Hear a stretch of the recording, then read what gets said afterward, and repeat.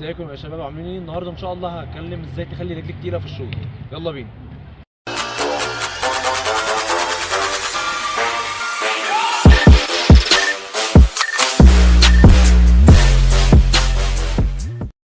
اول حاجه لازم تحط وش رجلك صح في الكوره. انت دلوقتي لازم تحط عظمه وش رجلك في الكوره، يعني الحته دي قرب كده مني، الحته دي كده عظمه وش رجلك في الكوره لازم تبقى محطوطه في الكوره، تمام؟ وكمان تاني حاجه لازم تخش بزاويه على الكوره، يعني انت عشان تشوط بعظمه وش رجلك ما ينفعش تخش عمودي على الكوره كده، لازم تخش بزاويه. يعني انت الكوره اهي، السند اهي، انا داخل عليها بزاويه عشان تاخد وش رجلي كله، لكن ما تخش عمودي. انت لو دخلت عمودي مش هتعرف تحط عظمه وش رجلك، هتخش كده فممكن تشوط الارض. يبقى اهم حاجه ان انا اخش احط عظمه وش رجلي في الكوره. تاني حاجه اخش بزاويه على الكوره. تالت حاجه يا شباب وهي الاهم، ان السنده بتاعه الكوره ما ينفعش تبقى قصيره قوي، يعني ما ينفعش الكوره تبقى تحت رجلي ولا بعيده قوي. انت يا دوبك بتسندها قدام رجلك اهو، سندتها قدامك وتخش تشوط.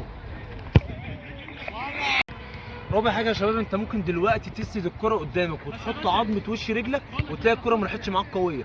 كل ده بسبب ان انت مش ممرجح رجلك صح ومش حاطط مدى حركه كامل وموديها بسرعه. يعني ايه؟ يعني دلوقتي تلاقي لعيب التنس رفع الكوره ورجع رجله لورا، ايده لورا، وراح موديها بسرعه. دلوقتي لو هو رفع الكوره ودى ايده بالراحه تلاقي الكوره راحت معاه ايه؟ ضعيفه. يبقى لازم انا وانا برجع رجلي اوديها بسرعه. دلوقتي انا هسند الكوره قدامي وهتلاقيها همرجح رجلي واوديها بطيء، هتلاقيها راحه ضعيفه.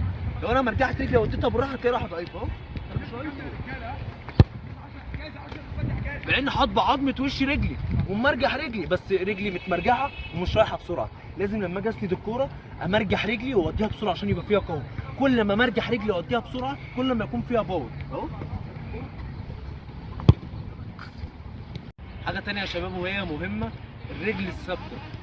الرجل الثابته يا شباب بتتحط اوتوماتيك. يعني انت لما تيجي تعلم حد الشوط علمه بس يحط عظمه وش رجله صح في الكوره، وسيبك من الرجل الثابته دي، ان هي دي هتقف اوتوماتيك اصلا جنب الكوره. يعني مش هتلاقيه بيحط عظمه وش رجله صح ورجله متاخره كده، هتبقى مستحيله. يبقى انت لو علمته يحط عظمه وش رجله صح في الكوره هتلاقيه وقف اوتوماتيك. رجله الثانيه اللي هي الثابته دي هتلاقيه داخل شايط اهو، دي وقفت اوتوماتيك لوحدها عشان هو هيحط عظمه وش رجله صح. ما سيبه، ما تخلوش ان هو يركز في الرجل الثابته وينسى الرجل الاساسيه. هو لو اتعلم يحط عظمه وش رجله صح هتلاقيها راحت، هتلاقي الثابته وقفت صح جنب الكوره، وقفت لوحدها اوتوماتيك.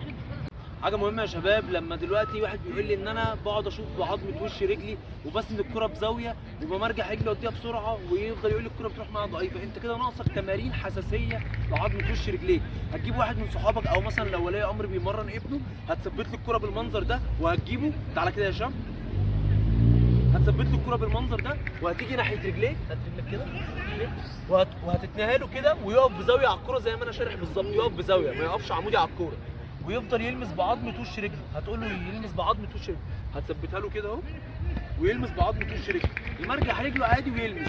اهم حاجه ما يشوطش بباور، بس ما يشوطش بباور، يلمس بس بعظمه وش رجله. وتعد بقى 10 15 لمسه وبعديها تقوم ساندها له بزاويه. شباب ركز معايا، كريستيانو رونالدو جه استلم الكرة سندها قدامه، راح عادلها بزاوية طبعا عشان لازم تكون الكرة بزاوية عشان الكرة تاخد وش رجله كله. ان هو لو حطها قدامه مش هتلبس معاه في وش رجله كله اهو. سندها بزاوية اهو، دخل عليها بزاوية زي ما انا قلت، ومرجح رجله وداها بسرعة عشان الكرة تاخد وش رجله كلها وتروح بالباور اللي هو عايزه. لو ناقصك اي حاجه اكتب في الكومنتس، اي حاجه تخص لعيب الكوره برد على كل الناس. سلام.